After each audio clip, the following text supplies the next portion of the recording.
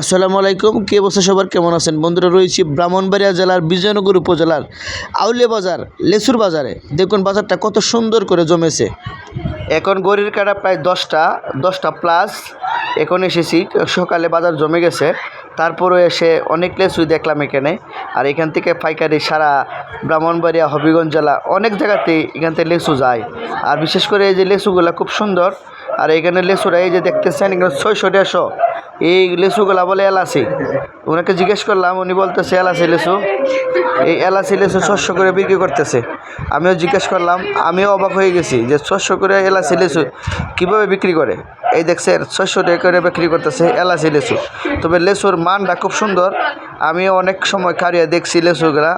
আবার আমার পাশাপাশি আরেকজনে বলতেছে যে ভাই উত্তর দিকে দেখে নি কেন, চাইনার 3 লেসু আছে। তখন আমিও উত্তর দিকে একটু খেয়াল করলাম, খেয়াল করে দেখি এই হচ্ছে চাইনার 3। এগুলো বিক্রি হতেছে 400 টাকা এই আউলিয়া বাজারেই। এগুলা বুঝেন বিভিন্ন শহরে এই লিচুগুলা কত করে বিক্রি হবে। তবে এখানে এসে খুব ভালো লাগলো। আর লেসুর বাজারটা দেখে খুব ভালো লাগলো আমার। আপনারা কে কোথায় দেখতেছেন অবশ্যই কমেন্ট বক্সে জানাবেন বন্ধুরা। তো ভালো থাকবেন, আল্লাহ।